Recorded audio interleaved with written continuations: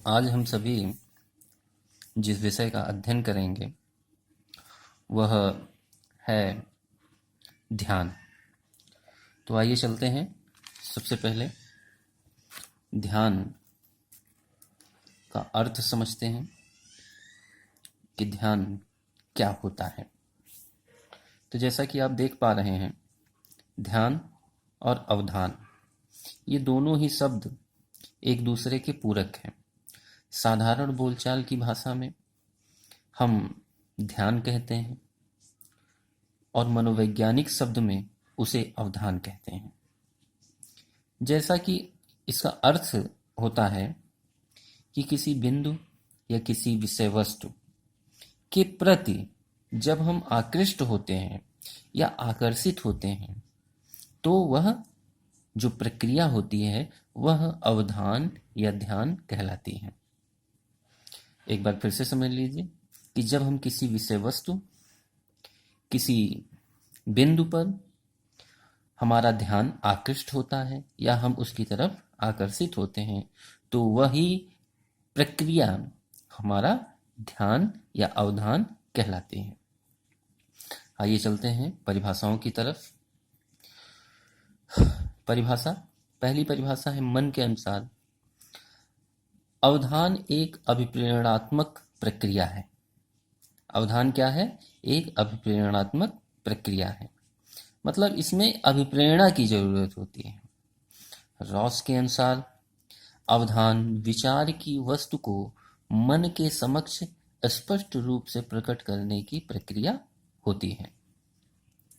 Matlin के अनुसार अवधान किसी मानसिक क्रिया की एकाग्रता कहलाती है। मैटलिन के अनुसार अवधान किसी मानसिक क्रिया की एकाग्रता कहलाती है। तो ये था ध्यान का बहुत संक्षिप्त अर्थ और उसकी कुछ परिभाषाएं महत्वपूर्ण।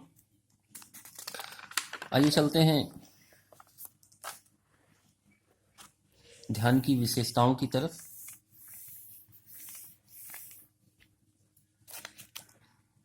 जैसा कि आप देख पा रहे हैं, ध्यान या अवधान की विशेषताएं, इसका वर्गीकरण मैंने 10 बिंदुओं में किया है।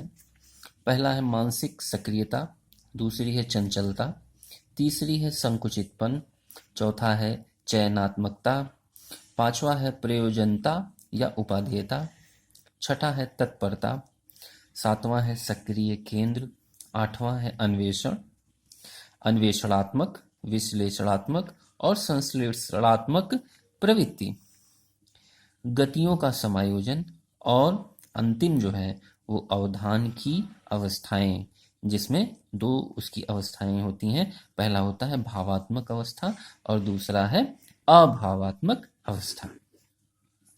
तो आइए चलते हैं। सबसे पहला इसमें जो बिंदु है, पहला बिंदु मानसिक एक सक्रियता। मानसिक सक्रियता किसे कहते हैं? जब किसी वस्तु पर ध्यान देने के लिए मानसिक सक्रियता का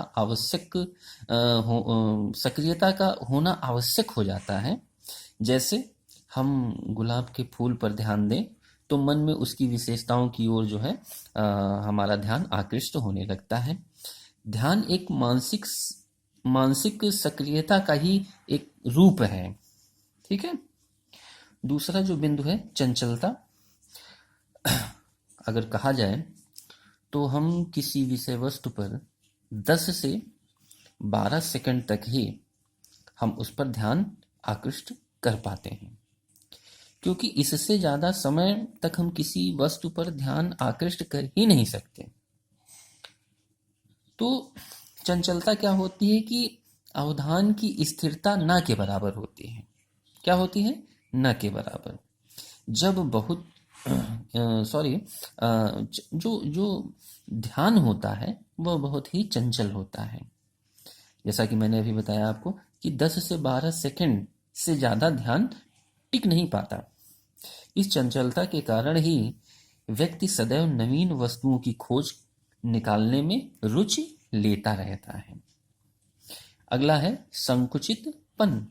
संकुचितपन क्या होता है कि ध्यान का विस्तार बहुत ही संकुचित होता है। एक समय में हम तमाम वस्तुओं पर एक साथ ध्यान नहीं दे सकते। क्यों? क्योंकि ध्यान चयनात्मक और संकुचित होता है। यह रुचिकर वस्तुओं पर जो है शीघ्रता से आकृष्ट होता है। जो हमारी रुचि जिस विषय वस्तु में होती है, हम उसी विषय वस्तु की तरफ जल्दी से आकृष्ट हो जाते हैं। तो ये जो विशेषता है, यही कहलाती है ध्यान की संकुचितपन। अगला है आपका चयनात्मकता। चयनात्मकता क्या कहलाती है कि जिस वस्तु की ओर हमारी रुचि अधिक होगी, उस पर हमारा जो ध्यान होगा वो ज्यादा आकृष्ट होगा। और वस्तु की जो स्थिति होती है, जो उसकी बनावट होती है, जो उसका आकार होता है, जो उसका रूप होता है, वह जैसे ही हमको रुचिदायी लगेगा तो हमारा चयन उस विषय वस्तु पर ज्यादा होगा। हम उस विषय वस्तु पर ज्यादा ध्यान आकृष्ट कर पाएंगे। तो ये कहलाती है चयनात्मकता। अगला है प्रयोजनता या उपादेयता। जैसा कि प्रयोजनता का तात्पर्य है कि ऐसी वस्तुएं जो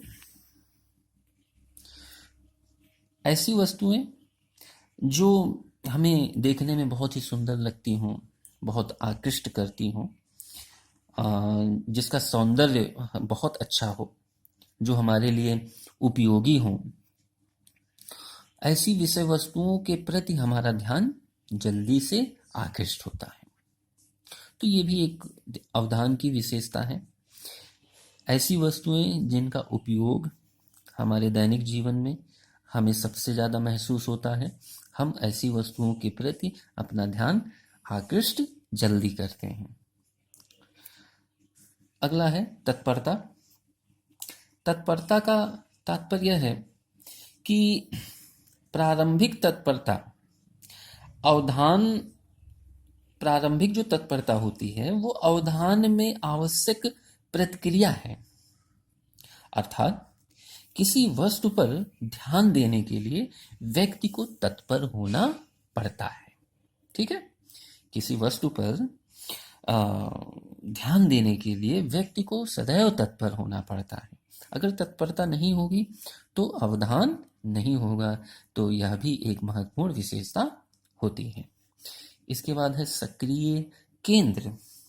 सक्रिय केंद्र का तात्पर्य है कि हम जिन वस्तुओं पर ध्यान देते हैं वे हमारे मन में सक्रिय रूप से स्पष्ट हो जाते हैं। जैसा कि मैं आपको बता दूं कि मन की बात आई है, तो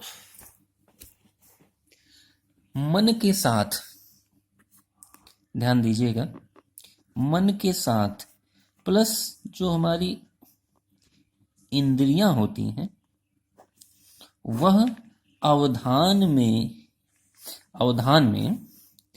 महत्वपूर्ण भूमिका निभाती हैं।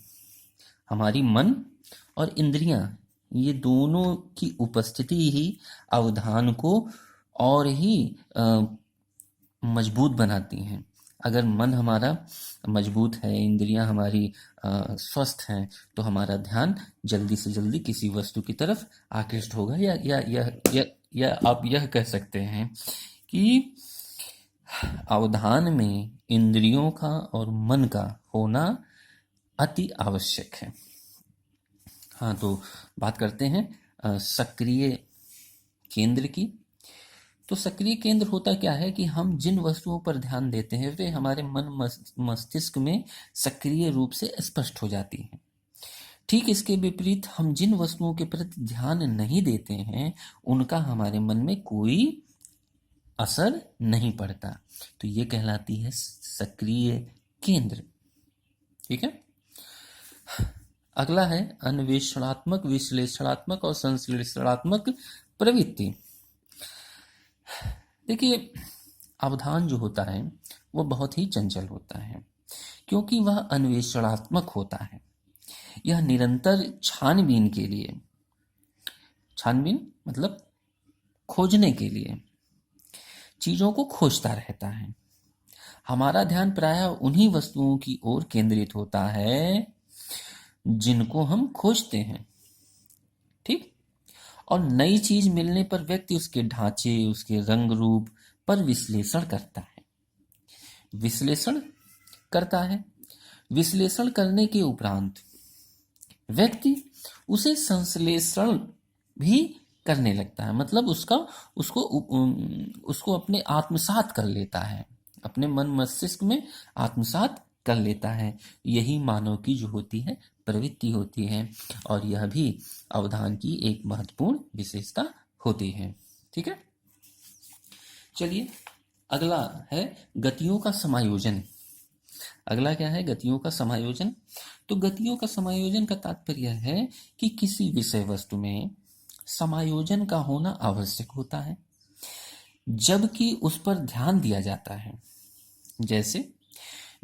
जैसे देखने के लिए नेत्रों की गतियों का समायोजन दृश्यों से होता है। ठीक है, तो यहाँ पर गतियों का समायोजन, जैसे हमारे अभी मैंने आपको बताया इंद्रियां, तो इंद्रियां ही जो है वो गतियों का समायोजन के लिए महत्वपूर्ण कारक होती हैं। हम आँख से देखते हैं, त्वचा से स्पर्श करते हैं, जीभ से स्वाद लेते हैं, आँखों से देखते हैं, कान से सुनते हैं, ठीक है, नाक से किसी सुगंधित वस्तु को सूंघते हैं। तो वो चीज़ें जो है हमारे इंद्रियों के माध्यम से हमारा ध्यान आकृष्ट करती हैं। तो कहने का तात्पर्य यहाँ पर यह भी है कि जो इंद्रियां होती हैं वह किसी वस्तु के प्रति हमको गतिशील बनाए रखती हैं। ठीक है, अगला जो है आपका बिंदु अंतिम, अवधान की अवस्थाएं। अवधान की मुख्यतः दो अवस्थाएं होती हैं। पहला होता है भावात्मक अवस्था और दूसरा होता है अभावात्मक अवस्था। ठीक है, तो जब हमारा अवधान एक पहलू की ओर जाता है तो दूसरे पहलू की ओर से हमारा ध्यान जो है स्वतः ही हटने लगता है। ठीक, मतलब जब हम किसी एक वस्तु पर ध्यान देते हैं तो वह जो है एक वस्तु से, जैसे समझिए कि किसी एक बिंदु पर हम ध्यान दे रहे हैं, ठीक, और तुरंत ही किसी दूसरे बिंदु पर हमारा ध्यान आकृष्ट हो जाता है। ठीक है, तो पहली जो अवस्था होती है वो भावात्मक होती है। क्या होती है? भावात्मक होती है। और दूसरी अवस्था जो होती है वह अभावात्मक कहलाती है। ठीक है, एक बार फिर से समझ लीजिए कि जब हम किसी एक बिंदु पर ध्यान देते हैं, ठीक है, इसको ए मैंने कर दिया, इसको बी कर दिया। जब हम किसी एक वस्तु पर ध्यान आकृष्ट करते हैं तो दूसरी ओर से हमारा अवधान हट जाता है। ठीक है, दूसरी वस्तु से हमारा अवधान हट जाता है। तो जो पहली अवस्था होती है वो भावात्मक कहलाती है, और जो दूसरी अवस्था होती है वो अभावात्मक अवस्था कहलाती है।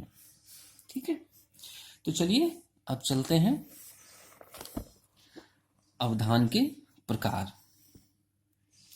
तो अवधान के देखिए मुख्यतः दो प्रकार होते हैं। बहुत ही सरल है और इसको ऐसे ही समझा जा सकता है। अवधान के मुख्यतः दो प्रकार होते हैं। पहला होता है ऐच्छिक अवधान, दूसरा होता है अनैच्छिक अवधान। ऐच्छिक अवधान दो प्रकार के होते हैं और अनैच्छिक अवधान भी दो प्रकार के होते हैं। ऐच्छिक अवधान में पहला है अविचारित अवधान, दूसरा है विचारित अवधान। अनैच्छिक अवधान सहज अवधान कहलाता है पहला, उसके भी दो भाग हैं। पहला है सहज अवधान और दूसरा है बाध्य अवधान। ठीक है, तो क्या होता है ऐच्छिक अवधान? देखिए, जो हम अपनी इच्छा से जिस वस्तु की तरफ हमारा ध्यान आकृष्ट हो वो ऐच्छिक अवधान कहलाता है। ठीक, अनैच्छिक अवधान क्या होता है कि जो हमारी इच्छा से हमारा ध्यान किसी विषय वस्तु पर न लगे, बल्कि अचानक ही वो हमारे मन मस्तिष्क में आ जाए। जैसे या इस तरह से कह सकते हैं कि जब व्यक्ति बिना अपनी इच्छा के दूसरी वस्तु पर अपना ध्यान आकृष्ट कर लेता है तो वो कहलाता है अनैच्छिक अवधान। ठीक है, तो आइए चलते हैं ऐच्छिक अवधान की जो दो प्रकार हैं, उन पर चर्चा करते हैं। पहला होता है अविचारित अवधान। तो देखिए, अविचारित अवधान जो होता है वह एक ऐसा अवधान होता है जिसमें व्यक्ति को अपनी चेतना केंद्रित करने के लिए किसी सोच विचार की आवश्यकता नहीं पड़ती। ठीक है।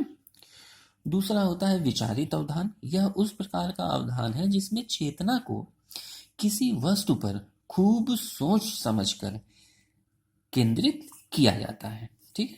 तो ये हो गया हमारा ऐच्छिक अवधान। अनैच्छिक अवधान में देखिए अगला है सहज अवधान। सहज अवधान क्या होता है कि इस तरह के जो अवधान होते हैं उसका मूल प्रवृत्तियों की प्रेरणा से किसी वस्तु पर स्वाभाविक रूप से केंद्रित हो जाता है। हमारा जो अवधान होता है वो मूल प्रवृत्तियों की अभिप्रेरणा से किसी वस्तु पर स्वाभाविक रूप से केंद्रित हो जाता है। तो ये कहलाता है सहज अवधान। अगला है बाध्य अवधान। तो बाध्य अवधान वह होता है कि जब हम किसी कारण से बाध्य होकर किसी वस्तु पर अपना ध्यान आकृष्ट करते हैं तो वह बाध्य अवधान कहलाता है। यह अवधान किसी उद्दीपन के कारण ही होता है। यह इसमें सबसे महत्वपूर्ण चीज होती है कि इसमें किसी उद्दीपन की आवश्यकता होती है, तभी हम ध्यान आकृष्ट कर पाते हैं। ठीक है। तो बाध्य अवधान क्या हुआ कि जब हम किसी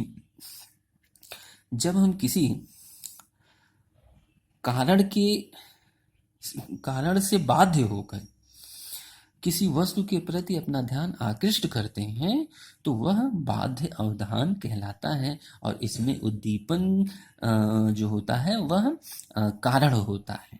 ठीक है। तो आज के लिए इतना ही। अगली कक्षा में अवधान से संबंधित और महत्वपूर्ण चीजों को लेकर आपके समक्ष प्रस्तुत होंगे। धन्यवाद।